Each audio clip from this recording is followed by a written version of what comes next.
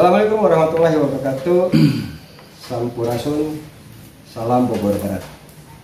Jumpa lagi bersama saya Abdul Oscar dalam acara podcast BBN TV Channel.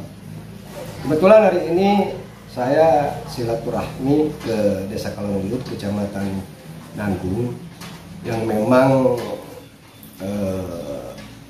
kepala desa ini memang sibuknya memang minta ampun kayaknya, karena janji untuk podcast dengan BBN ya agak susah juga. Tapi alhamdulillah berkat, meskipun tadi saya kehujanan, ya berkat izin Allah juga kebetulan saya bisa silaturahmi dengan kepala desa yang kalau saya sih nyebutnya Kang Jaro Jani Nurjaman SPD.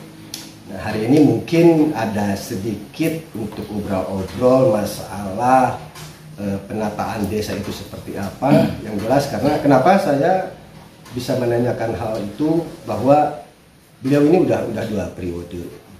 Nah, mungkin nanti lebih jelasnya apa yang nanti akan disampaikan, kebetulan ini di ruangan beliau. Kang Jaro Jani, sehat Kang? Alhamdulillah, Assalamualaikum warahmatullahi wabarakatuh. Jadi rada susah oke ya Kang. Ini alhamdulillah dari kemarin masalahnya nggak jadi juga untuk podcast Kang ya. Nah ini Kang, menyangkut ini kan Kang bener kan? Nggak salah ngomong, saya udah 2 periode ya Kang? Ya, udah 2 periode ya? Alhamdulillah. Nah, jadi kan amanah sama warga masyarakat di periode kedua. Oke. Tapi ngomong-ngomong, harapan ketiga itu masih ada atau enggak Kang? Ya, insya Allah bagaimana masyarakat mempercayakan itu tinggal tergantung penilaian warga masyarakat. Tentunya kami di sini hanya sebatas melakukan pengabdian kepada warga masyarakat yang tentunya merujuk kepada tugas pokok dan fungsi yang sudah ditentukan oleh aturan. Ya, makanya kan hari ini saya pribadi ingin tahu tata cara pengelolaan. Dalam konteksnya Kang sendiri kan mungkin sudah paham juga gitu kan, karena sudah 2 periode ini Kang ya, gitu untuk menjabat. Nah itu kalau di desa Akang sendiri mungkin boleh dibilang dari tahap 1 Akang menjabat, kemungkinan ini kan udah boleh dibilang sudah tahu semua nih Kang, Akang selaku kepala desa nih Kang. Tolong ceritain Kang, masalahnya konteks untuk penataan desa itu seperti apa? Ini menurut Akang sendiri gimana Kang? Tentunya kalau kita berbicara tata kelola dan tata laksana roda pemerintahan desa, tentunya kita tidak lepas daripada regulasi yang berlaku saat ini, yang merupakan landasan ataupun pijakan yang harus kami jalankan selaku stakeholder yang paling bawah dalam hal ini pemerintahan desa. Kalau berbicara regulasi, rujukan kami dalam rangka melaksanakan tugas pokok dan fungsi, kami tidak lepas daripada Undang-Undang Nomor 6 tahun 2014 yang sebagaimana saat ini sudah dilakukan revisi dengan Undang-Undang Nomor 3 tahun 2024 tentang perubahan kedua atas Undang-Undang Nomor 6 tahun 2014 tentang desa. Nah, perubahan itu seperti apa itu Kang dari undang-undang? Ya, dalam perubahan undang-undang tersebut yang dari nomor 6 sekarang jadi undang-undang nomor 3 tentang perubahan kedua, di sana itu hanya beberapa pasal saja yang dilakukan revisi dan perubahan. Salah satunya tentang perpanjangan, tentang perubahannya masa jabatan. Masa jabatan kepala desa yang tadinya berdasarkan versi undang-undang nomor 6 tahun 2014, masa jabatan kepala desa itu hanya 6 tahun dengan 3 periode. Dan saat ini dengan berubahnya setelah dilakukan revisi Undang-Undang Nomor 6 ke Undang-Undang Nomor 3 itu dengan deadline waktu masa jabatan itu 6 tahun dengan 9 tahun dengan 2 periode untuk masa pengabdiannya. Nah itu salah satu substansi yang dilakukan revisi atas dasar undang-undang tersebut. Nah ini Kang, saya agak belum paham juga nih dengan ada perubahan aturan atau undang-undang tersebut nih Kang. Ini contoh nih Akang ini kan udah 2 periode nih. Dengan aturan itu, dengan aturan yang sekarang itu konteksnya kan 9 tahun ini. Nah yang memang seperti Akang sudah 2 periode itu bisa mencalonkan kembali ke depan. Ya. gitu Pak? Kalau kami baca di dalam redaksi undang-undang, dalam hal ini salah satu pasal yang merupakan substansi Undang-Undang Nomor 3 Tahun 2024 itu mengamanatkan bagi kepala desa yang saat ini sedang menjabat di periode kedua itu masih bisa melakukan ikut serta dalam kontestasi pilkades di periode selanjutnya. Itu bagi tidak ada larangan ya. Tidak ada larangan bagi kades yang aktif. Betul. Saat ini. Namun bagi kades yang sudah menjalankan 2 periode dan sudah habis masa jabatan dan sudah selesai dan tidak menjabat lagi, itu tidak diamanatkan. Berarti cukup itu tidak bisa mencalonkan kembali. Itu yang saya amati. Mudah-mudahan saya tidak multitafsir ya, menganalisa ataupun membaca daripada Undang-Undang Nomor 3 Tahun 2004 tersebut. Tapi berarti konteksnya yang memang berlaku itu yang memang masih aktif lah, masih aktif itu ya. Ya. Oke Kang. Terus menurut Kang sendiri nih, konteks selain tadi undang-undang dan segala macam, ini kan menyangkut kita dengan program.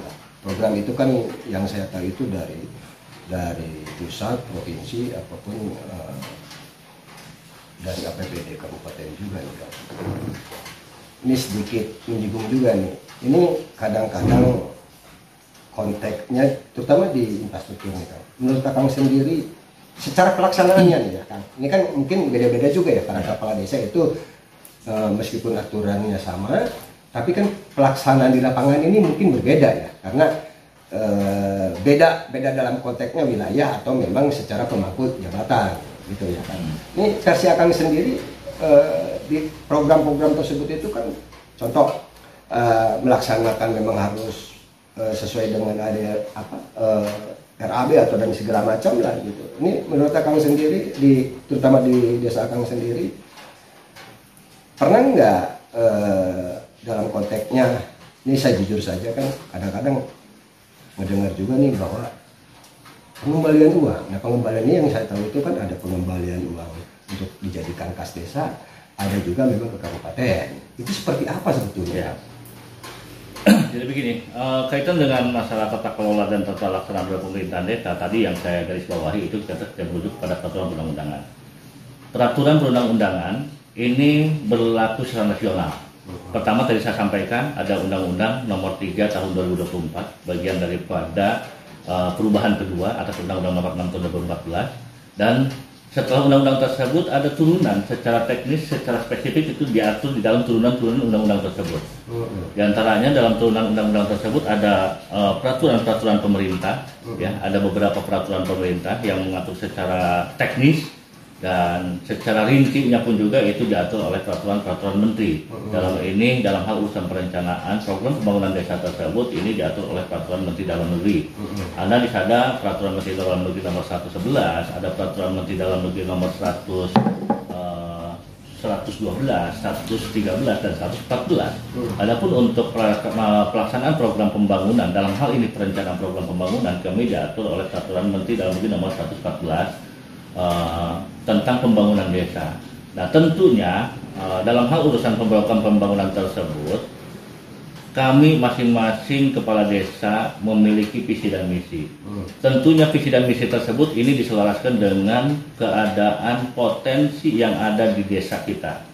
Ya, walaupun berbeda antara potensi desa satu dengan desa yang lain, tetap rujukannya kita kepada aturan yang sama. Ya.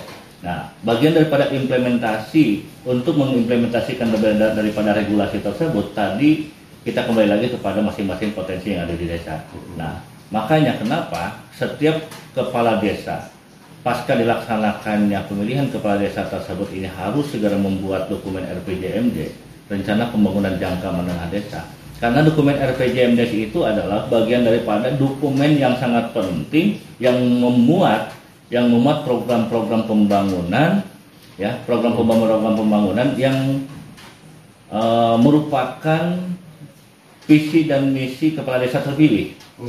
Ya, di dalam membuat dokumen RPJMD tersebut kita ini tidak lepas daripada dua indikator. Yang pertama kita juga harus melihat dari sisi masalahnya. Masalah desa kita ini apa sih? masalah masyarakat ini apa sih? Baik itu masalah infrastrukturnya, masalah keadaan sosial kemasyarakatannya, masalah pemberdayaannya, gitu. Nah ini kita himpun di dalam sebuah dokumen RPJMD. Nanti kita jabarkan dalam dokumen RPJMD masalah tersebut. Terus yang kedua, indikator yang kedua itu kita juga harus menjelaskan dengan potensi.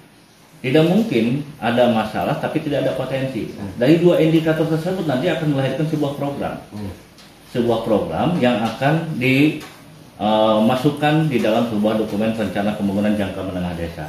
Adapun untuk mengimplementasikan daripada sebuah dokumen RPJMD tersebut, untuk teknisnya dalam pelaksanaan program pembangunannya, kita ini diwajibkan untuk membuat rencana kerja. Karena bullshit kalau kita sebagai pemerintah tidak memiliki rencana kerja. Bagaimana kita mau bekerja kalau kita tidak memiliki panduan, tidak memiliki pijakan, ya. Nah, rencana kerja tersebut ini adalah bagian daripada implementasi dokumen RPJMD untuk kurun waktu 1 tahun. Untuk 1 tahun. Kalau dokumen RPJMD itu untuk kurun waktu selama masa jabatan kepala desa. Yang dulu kita ini selama waktu kita masih 6 tahun masa jabatan, kita membuat dokumen RPJMD ini untuk 6 tahun. Nah sekarang ini kita ada perpanjangan 2 tahun, otomatis kita juga harus segera melakukan revisi atas peraturan desa tentang dokumen RPJMD yang memuat 2 tahun program ke depan. 2 tahun program ke depan tersebut tambahan. Kita harus memuat lagi dokumen RPJMD karena itu adalah bagian daripada pijakan kita untuk melaksanakan tata kelola dan tata laksana roda pemerintahan desa. Nah itu, nanti akan terlihat progres kinerja kita ini tahunannya apa. Misalkan di dokumen RPJMD tersebut ini memuat 100 item program untuk kurun waktu 9 tahun. Nah tahun ini kita ini bisa melaksanakan berapa item dari 100 item? Oh misalkan hanya sebatas 10 item, berarti kita ada progresnya nih, tinggal 90 item lagi. Nginjak ke tahun berikutnya kita ada 10 item yang kita realisasikan, berarti tinggal sisa 80 item. Nah itu yang merupakan tolak ukur yang harus kita jalankan sebagai pemerintahan desa dalam hal urusan pelaksanaan tata kelola dan tata laksana pemerintahan desa. Oke, jadi gini, ini ada sedikit yang memang saya akan tanyakan nih Kang. Apa yang tadi Kang sampaikan bahwa dengan detailnya, ini berarti tadi kita balik lagi, berarti contohnya Kang janji-janji kampanye waktu itu umpamanya dengan program tersebut. Nah konteksnya berarti itu kan ada yang dilaksanakan, ada yang tidak. Sementara kan tetap aja harus dimusyawarahkan Kang untuk RPMJS itu ya Kang. Itu memang menyangkut dengan porsi waktu Akang mau nyalon umpamanya nih janji kampanye atau yang tadi dimasukin, apa memang kita memang nampung dulu aspirasi dari masyarakat? Oh, ya. Jadi gini, dalam sebuah perencanaan tersebut kita ini tidak bisa neko-neko, tidak bisa muluk-muluk, ya. Makanya kita dikala nanti ada siapapun yang mau mencalonkan sebagai kepala desa, tentunya kita harus memahami dulu keadaan, situasi dan kondisi wilayah maksudnya. Ya. Nah, itu tidak mungkin ada janji-janji yang di luar nalar ya, yang di luar nggak ada, taruhlah nggak ada, boleh dibilang nggak ada masalah di lingkungan lah. Ya, nggak ada korelasinya dengan keadaan yang ada di lingkungan desa kita masing-masing gitu. Jadi tidak mengada-ngada. Nah makanya itu tadi, kenapa dokumen RPJMD tersebut itu tidak serta-merta langsung jadi. Dokumen RPJMD tersebut ini pertama yang harus kita jalankan itu adalah penelusuran wilayah, transek namanya. Ya. Kalau dulu kalau saya itu menyatakan itu transek. Penelusuran wilayah kita ini harus mapping keadaan wilayah, khususnya di Desa Kalongliut ini saya ada 46 RT, ada 11 RW, ada 4 dusun. Itu yang harus saya lakukan penelusuran. Nah itu tadi, ada 2 indikator yang saya akomodir. Pertama dari sisi masalahnya. Masalah di wilayah RT ini apa, wilayah RW ini apa, dusun ini apa. Oke, stop dulu Kang. Berarti, contoh, tapi mau nyalon, nggak sembarang asal bunyi itu program tersebut kan? Nggak sembarang. Karena nggak lihat dulu situasi dan wilayah tadi kan? Iya. Oke. Nggak bisa seperti itu. Terus yang kedua kita juga harus mengakomodir potensi yang ada di tiap-tiap wilayah tersebut. Nah, setelah kita melakukan transek ataupun penelusuran wilayah, nanti kita berikan kesempatan kepada warga masyarakat untuk bermusyawarah di tiap-tiap dusun. Ada yang disebut dengan yang namanya musdus, musyawarah dusun. Nah, di tiap-tiap dusun ini nanti berkumpul bermusyawarah, ya, mengumpulkan program-program yang diusulkan yang merupakan kebutuhan dasar daripada warga masyarakat. baik itu program pembangunannya, di bidang pemerintahannya, di bidang pemberdayaan masyarakatnya, ataupun di bidang pembinaan kemasyarakatannya. Nah, dari 4 indikator itu, pemerintahan, pembangunan, pemberdayaan masyarakat, dan pembinaan kemasyarakatan. Nah, itu nanti diakomodir oleh pimpinan rapat di setiap masing-masing dusun tersebut. Nah, setelah kita mengakomodir dan terhimpun permasalahan dan usulan daripada warga masyarakat di tiap-tiap dusun, nanti kita bentuk tim yang disebut dengan tim 11. Tim 11 tersebut nanti yang akan mengskalakan program-program yang berdasarkan usulan daripada warga masyarakat.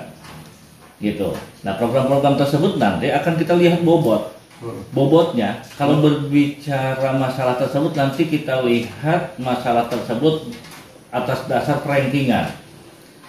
Yang paling besar masalahnya tersebut ini ada di ranking berapa.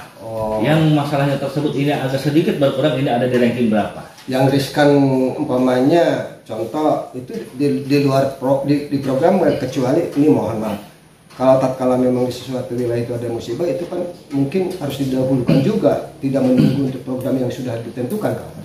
Beda konteksnya kita dengan musibah ya. Beda konteksnya, baik itu bencana alam ataupun bencana non alam, itu beda konteks. Itu ada yang disebut dengan anggaran darurat. Ya, itu kita bicara fokus yang 4 item tadi, bidang pemerintahan, pembangunan, pemberdayaan, dan pembinaan kemasyarakatan. Nah, itu fokusnya kita untuk mengadopsi program-program yang ada di masyarakat. Nah, nanti tim 11 tersebut akan mengskalakan mana yang menjadi skala desa prioritas, mana yang akan menjadi skalanya APBD kabupaten. Nah, itu. Jadi ada 2 skala, dan tidak mungkin juga program-program tersebut ini kita mampu untuk mendanai secara keseluruhan melalui anggaran pendapatan belanja desa. Gitu. APBD desa tersebut ini kan terbatas. Nah, yang kita berbicara program tahunan, kira-kira dalam 1 tahun itu, baik itu kita berbicara anggaran dari pusat, provinsi ataupun daerah nih Kang, itu secara untuk pembangunan ini hitungnya per tahun atau seperti apa itu Kang untuk pembangunan di wilayah itu? Karena versi Akang sendiri dengan anggaran itu, kalau sekarang sih mungkin bisa juga ya, karena ya agak besar juga nih Kang ya. Cuman waktu-waktu kemarin itu sebelum adanya Samisade itu ketutup tidak sih pembangunan di wilayah itu Kang? Ya. Sebenarnya kalau berbicara cukup dan tidak cukup itu kembali lagi kepada pengelolaan kita ya, sama pemerintahan desa. Dulu pun juga sebelum lahirnya Undang-Undang Nomor 6, toh pemerintahan desa pun juga berjalan. Ya, dengan berbagai macam swadaya masyarakat tetap berjalan. Ya, dengan sekarang ini banyaknya anggaran-anggaran transfer ataupun bantuan-bantuan keuangan, ini akan lebih mudah lagi kita memajukan dan memberikan pelayanan kepada warga masyarakat. Kami Desa Kalungliut di tahun anggaran 2024 ini mengelola anggaran sekitar 4,2 miliar dari beberapa sumber anggaran. Yang pertama sumber anggaran dari dana desa. Dana desa 1,4 miliar, ada alokasi dana desa, ADD namanya. Alokasi dana desa tersebut adalah bagian daripada dana transfer 10% yang milik desa, dana transfer APBD kabupaten yang 10% yang milik desa, dan terus yang kedua bantuan provinsi, ya bantuan provinsi Jawa Barat, dan ketiga ada bantuan keuangan APBD Kabupaten Bogor yang pemilihan disebut dengan Samisade tersebut, gitu ya. Bahkan kami juga untuk Kecamatan Nanggung di sini ada anggaran bantuan dari pihak ketiga yang disebut dengan program tanggung jawab sosial lingkungan ataupun TJSL yang pemilihan disebut dengan CSR. Nah, itu kami dalam hal urusan perencanaan tersebut merujuk kepada Peraturan Menteri Dalam Negeri Nomor 114 tentang Pembangunan Desa, yang mana di dalam sebuah perencanaan tersebut kami ini memiliki kewajiban untuk mengskalakan yang mana menjadi skala desa, yang mana menjadi skala APBD Kabupaten Bogor, di mana yang menjadi skala pihak ketiga, agar program tersebut ini tidak tumpang tindih, agar semua program pembangunan yang merupakan usulan daripada warga masyarakat ini dapat terakomodir dan dapat direalisasikan. Walaupun ini tidak mungkin ini bisa secara keseluruhan kita akomodir, minimal kita ini sedikit banyaknya memiliki progres ya yang mengurangi rencana-rencana kita yang tertuang di dalam dokumen RPJMD tersebut. Kita feedback ke belakang. dalam masa jabatan 6 tahun itu kemarin, kira-kira nih, kita bukan berbicara untuk luasan wilayah ini, contoh di infrastruktur, itu kebangun semua apa enggak Kang, waktu Akang pertama? Secara umum yang sudah termuat di dalam dokumen RPJMD itu 97% terrealisasi. Terrealisasi ya? 97% terrealisasi. Dan itu alhamdulillah ya, sampai dengan saat ini bukan hanya sebatas program infrastrukturnya saja, tapi bagian daripada program-program penataan dan ketertiban dalam hal urusan dokumen yang merupakan kebutuhan warga masyarakat, diantaranya adalah penataan catur pertanahan yang ada di desa saya pun juga alhamdulillah ini saat ini sudah sekitar 75% ini sudah tertata tertib dengan adanya program PTSL ya, pendataan tanah sistematis lengkap, programnya pemerintah pusat, dan kami dapat mengimplementasikan kepada warga masyarakat, dan kami ini sudah 3 kali menerima program sertifikat. Dalam hal ini yang pertama adalah Porda, Prona, dan PTSL. Dan alhamdulillah sampai dengan hari ini warga masyarakat ya sebagian besar ini sudah memiliki bukti kepemilikan tanah yang sah secara negara, bukan hanya sebatas segel saja, tapi sekarang ini sudah memiliki sertifikat warga masyarakat. Dan saya ucapkan terima kasih kepada pemerintah dalam hal ini pemerintah daerah Kabupaten Bogor, pemerintah provinsi dan pemerintah pusat yang sudah membuat program yang benar-benar sangat dibutuhkan oleh warga masyarakat. Terus untuk tahun ini pasca kita melaksanakan program PTSL pun juga kami memfasilitasi warga masyarakat bersama-sama dengan pemerintah daerah Kabupaten Bogor untuk dilaksanakannya program Seismiop yang mana SPPT PBB yang tadinya banyak sekali ketimpangan, baik itu ketimpangan dari sisi nama wajib pajaknya ya, dan tidak sesuainya luasan tanah objek pajak. Nah saat ini dengan selesainya program PTSL dengan luasan tanah yang sesuai dengan hasil ukur daripada orang yang berkompeten di bidangnya dalam urusan melakukan pengukuran, dalam hal ini BPN. Nah sekarang kita integrasikan dengan program Seismiop, dan alhamdulillah sekarang ini luasan tanah berikut nama pemiliknya pun juga ini sama. Jadi termasuk mungkin batas-batas desa juga mungkin. Termasuk batas desa juga. Menyangkut dengan tadi masalah dana dari pemerintah. Ini dengar masalah pajak nih, karena ini bisa menyangkut juga untuk ada ini enggak sanksinya nggak sih kan? Sebenarnya kalau berbicara pajak, PPH, PPN itu adalah bagian daripada sumber pendapatan negara, ya. Yang mana kita ini sebagai warga negara, sebagai pemerintahan, ini wajib sifatnya ini patsun kepada aturan dalam hal ini untuk taat membayar pajak. Ya. Setiap program pembangunan yang bersumber dari APBD desa itu jelas kita ini harus membayar pajak. Itu tidak bisa kita hindari pajak tersebut. Makanya kalau kami di Desa Kalonglio di sini, setiap kali program pembangunan ini yang paling utama kita amankan dulu pajaknya. Tapi sejujurnya saya potong dulu. Tapi sejujurnya memang itu agak kendala juga kalau memang kepala desanya belum bayar pajak kemarin. Sangat berkendala. Bahkan pihak kecamatan pun juga sebagai pembina kami yang ikut serta mengesahkan dalam hal urusan realisasi dan permohonan kepada APBD Kabupaten Bogor tidak akan mau tanda tangan di kala pajak tersebut belum dibayar. Oke, paham. Baik Kang, ini kan kita berbicara masalah infrastruktur tadi, udah sedikit supaya lebih paham lagi. Ini yang selain infrastruktur nih, dengan desa ini kan problemnya banyak juga, ada seperti apa di dalam pertanian dan segala macam. Di desa Kang sendiri seperti apa nih Kang? Di bidang pertanian, ya. Di bidang pertanian dengan adanya program ketahanan pangan, ini program yang sangat luar biasa menurut saya, ya. Jadi terkesan sangat bermanfaat buat kelangsungan hidup warga masyarakat, karena bagaimanapun juga kaitan dengan masalah urusan pertanian tersebut ini adalah bagian daripada urusan hidup manusia, ya. Program ketahanan ini adalah bagian daripada imbas akibat COVID-19. Akhirnya pemerintah mewajibkan pemerintah desa tersebut ini mengalokasikan 20% untuk ketahanan pangan dan hewani.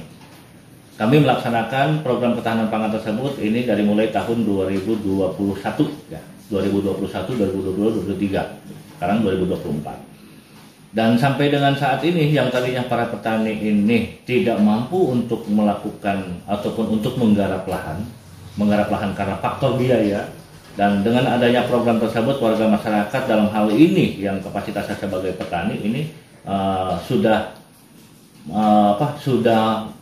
bisa beberapa kali melakukan panen. Bahkan kami Desa Kalongluit sudah melaksanakan 3 kali panen raya.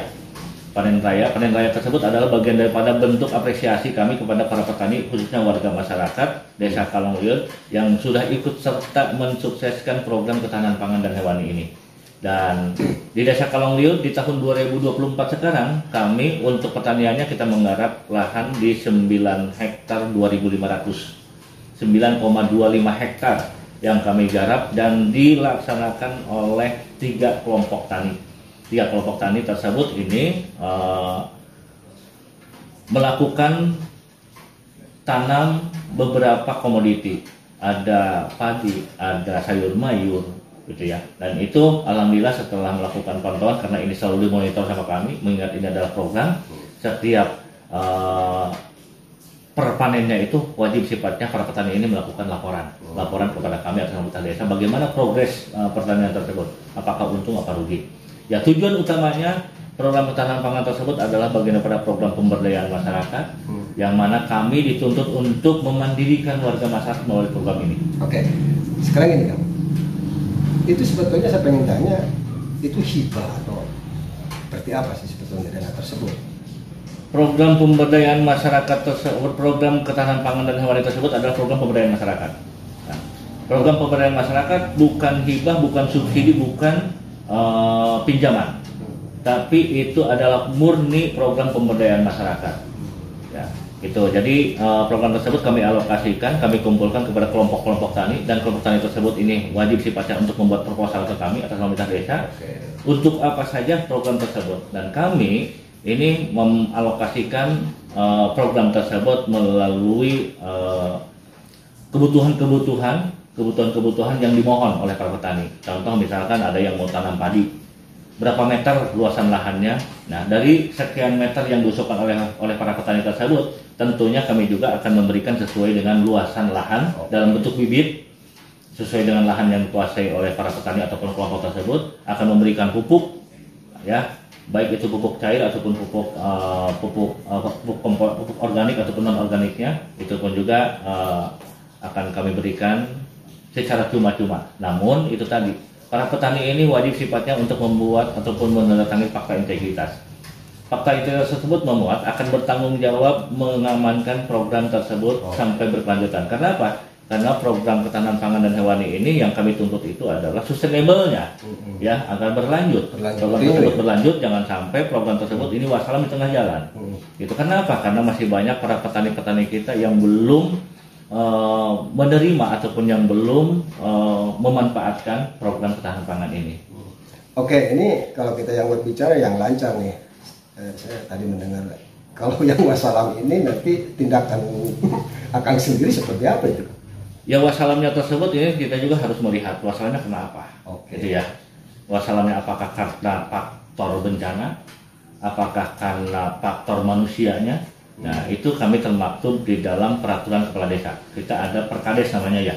Peraturan kepala desa yang memuat aturan-aturan yang berhubungan dengan program ketahanan pangan dan hewani. Nah, apabila ini wassalamnya ataupun berhentinya para petani tersebut karena faktor manusia, karena faktor kelalaian ataupun karena faktor kemalasan si para petaninya tersebut, tentunya akan kami tuntut untuk mengembalikan anggaran yang sudah direalisasikan. Gitu. Nah, jadi ada aturan tertentu juga ya. Enggak ibaratnya bahasanya ya kan yang selama ini kita dengar yang bahasanya kan bahasa ibadah dan segala macam. Tapi itu sebetulnya gimana desa juga untuk membuat peraturan tersebut ya kan. Artinya kan udah dikasih gitu kan. Tapi kan tadi kata Akang, kita lihat apa sih permasalahan wasalamnya ini kan seperti itu. Tapi kalau memang hanya sebatas faktor-faktor yang baik disengaja oleh para petani ini, berarti kan ada timbal balik pertanggungjawaban gitu kan. Iya. Iya, kenapa? Karena kan kita juga wajib mempertanggungjawabkan program tersebut. Ya, sebagai kuasa penanggung jawab anggaran, kami pemerintah desa ini sangat berat untuk bertanggungjawabkan program tersebut. Ya, walaupun bukan sebagai pelaku pelaksana. Pelaku pelaksananya adalah para petani ataupun kelompok petani tersebut. Nah, itu pun juga kami memiliki aturan tersebut tersendiri berdasarkan hasil kesepakatan bersama dengan BPD. Tapi masuk apa namanya peraturan desa, perdes apa gimana? Perkades. Oh, perkades. Perkades. Kita bikin perkades tersebut berdasarkan hasil masukan-masukan daripada forum, dalam hal ini BPD juga ikut serta membuat aturan tersebut agar peraturan tersebut dapat kami laksanakan bersama-sama. Ya, agar program tersebut ini dapat dilaksanakan secara berkelanjutan. Itu yang kami harapkan. Tapi sampai sekarang dari awal ada program tersebut sampai 2024 masih berjalan? Masih berjalan dan itu masih tercatat, dan kebetulan kami juga ada satu orang ini yang terus mengawasi program tersebut yang disebut dengan Gapoktan. Gapoktan ini mengayomi seluruh para kelompok tani yang menerima program ini. Dan Gapoktan ini melaksanakan laporan kepada kami itu secara periodik, ya. Progres daripada seluruh kelompok tani tersebut. Nah, itu yang pertama, itu ya. Yang pertama kaitan dengan masalah petani yang mangkraknya akibat faktor manusianya. Akibat itunya tentunya itu harus kami kembalikan, dituntut lagi untuk mengembalikan dana tersebut dan anggaran tersebut akan kita buatkan berita acara, dan anggaran tersebut akan kami limpahkan kepada petani yang lain. Nah, tapi alhamdulillah sampai dengan hari ini belum terjadi. Ya. Mudah-mudahan nggak terjadi. Ya. Oke, Kang. Sangat detail juga nih keterangan dari Akang, tapi boleh dijawab boleh tidak nih untuk saya pertanyakan. Ini baru kemarin ya udah baru 2 hari atau 3 hari lah, itu ada program untuk ke Bali tuh, Kang. Itu sebetulnya memang ini kan banyak desa-desa juga di luar. Ya, konteks mungkin ada yang miring, ada yang enggak, ada yang tidak peduli gitu kan. Tapi setidaknya saya mohon keterangan saja, gitu kan, dari Akang sendiri, karena kan yang sembrot itu yang tidak ikut juga bayar setengah. Dan ini kan saya juga ingin menanyakan, sebetulnya dengan program ke Bali itu seperti apa, Kang? Sebenarnya kaitan dengan yang dilaksanakan rekan-rekan rekan-rekan Pradesa kemarin ke Bali itu lebih kepada studi banding, studi tiru. Lebih kepada studi tiru, karena apabila kita desa ingin maju, tentunya kita harus mencontoh kepada wilayah ataupun desa yang lebih baik. Baik itu maju dalam hal urusan pendapatan asli desanya, ataupun meniru dalam hal urusan tata kelola lingkungannya, ataupun adat istiadat dan budayanya, gitu ya. Mana yang baik tentunya baik kita terapkan di desa kita. Mana yang tidak baik tentunya tidak akan kita terapkan. Nah, itu adalah bagian daripada studi tiru. Kenapa? Karena kalau kita pingin bagus, pingin baik, tentunya harus ada pembanding. Harus ada pembanding. Nah, pembandingnya tersebut kita harus nyari ke wilayah yang benar-benar ini baik di antara yang lebih baik. Gitu ya. Ke Bali bukan hanya sebatas karena wilayah Bali tersebut adalah tempat wisata. Namun di sana pun juga ini banyak sekali desa-desa yang sangat maju.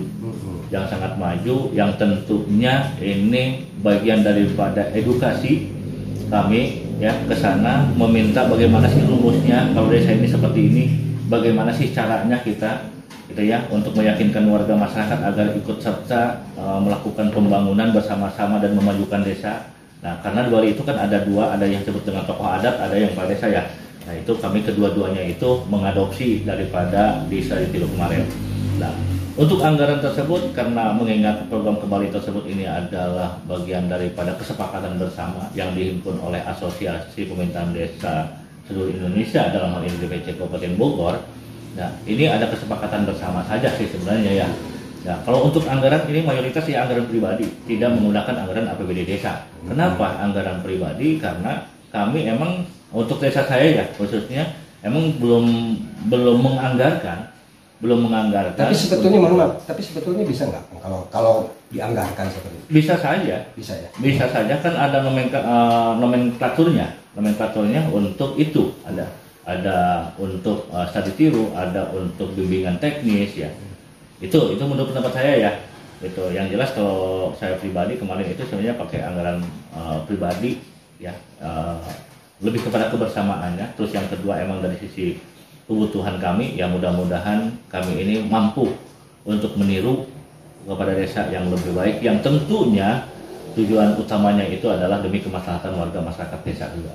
Oke, saya dengar juga kan pernah ngobrol-ngobrol nih Kang. Tadi ada pemerintahan adat, dalam konteks ini adat lah ya, yang memang itu dengar-dengar ya kan sama juga. Saya setuju kalau memang kita berbicara studi banding. Nah, studi banding ini kan sepakat juga, Mak, atau kalau studi banding yang lebih parah di kita kan ngapain juga gitu kan, pertanyaan seperti itu.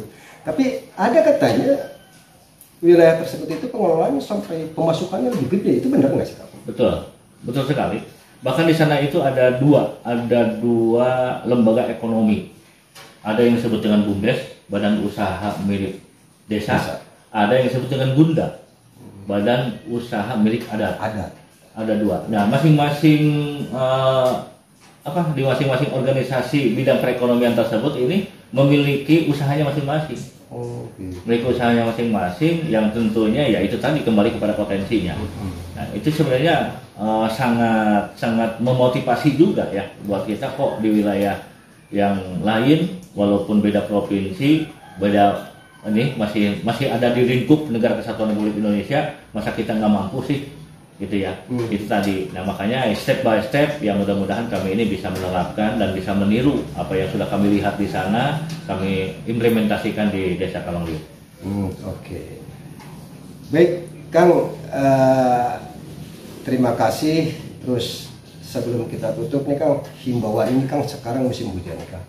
Ya, mudah-mudahan yang lihat channel saya ini, BBN di YouTube ini, mudah-mudahan ngelihat di musim hujan ini apa Kang untuk menghimbau saja terhadap ya yang lihat-lihat TV channel saya ini. Ya tentunya dengan keadaan cuaca yang ekstrim ya saat ini terjadi, baik itu angin ataupun hujan deras, ya khususnya kepada seluruh stakeholder desa dari mulai RT dan RW ini, jangan kita terlalu berpangku tangan, jangan terlalu kita ini terlena, tetap kita ini harus peka dan senantiasa melakukan pantauan ke tiap-tiap wilayah, ke tiap-tiap lingkungan, ke tiap-tiap rumah, agar dipastikan lingkungan kita ini aman, tidak terjadi longsor ataupun dan abrasi, dan tidak terjadi yang banjir. Dan kami juga tidak bosan-bosan mengajak kepada seluruh lapisan warga masyarakat melalui RT dan RW agar aktif melakukan kerja bakti, bersih-bersih lingkungan, bersih-bersih saluran, ya drainasenya, baik itu selokannya. Itu agar apa? Karena sekarang ini lagi musim hujan, agar tidak terjadi penyumbatan air yang akan menjadi pemicu bencana banjir kepada penduduk-penduduk yang ada di lingkungan Desa Kalongliut. Itu kami tidak bosan-bosan menghimbau kepada dan mengajak kepada para ketua RT dan RW, aktifkan kembali gotong royong, kita bersih-bersih lingkungan. Yang paling utama kita hindari agar tidak terjadi musibah banjir, ya tidak terjadi musibah longsor, dan tidak terjadi penyakit-penyakit yang merupakan penyakit yang akan menjadi permasalahan yang paling utama. Diantaranya adalah DBD. DBD tersebut adalah penyakit yang paling rutin ya di desa kami. Karena apa? Karena itu tadi, karena lingkungannya emang tidak terawat. Makanya mudah-mudahan di tahun ini ya dan seterusnya kita semua terhindar daripada segala macam bala bahaya, ya, agar kita semua berharap berlindung, dan mudah-mudahan kita senantiasa mendapatkan lindungan dari Allah Subhanahu wa taala. Terima kasih, dan Pak Apik, terima kasih banyak sudah berkunjung ke desa kami. Mudah-mudahan tidak bosan-bosan ya datang ke sini, dan kami mohon masukannya, saran dan pendapatnya dan kritikannya, karena kami ini butuh sekali pihak eksternal, dalam hal ini rekan-rekan media, rekan-rekan LSM, untuk senantiasa bekerja sama memajukan desa-desa, khususnya Desa Kalongliut ini agar lebih baik lagi. Terima kasih. Baik, itu hanya beberapa menit untuk ngobrol dengan Kang Jarojan Nurjaman, Kepala Desa Kalongliut. Tak lupa juga kenapa saya harus minta himbauan, mudah-mudahan dan kita doakan saudara-saudara kita yang kena musibah mudah-mudahan dikasih kesabaran dan mudah-mudahan selalu ada jalan keluarnya. Baik, sampai di sini dulu kita podcast bersama saya Api Oscar dari Desa untuk Indonesia. Assalamualaikum warahmatullahi wabarakatuh. Salam Rasul.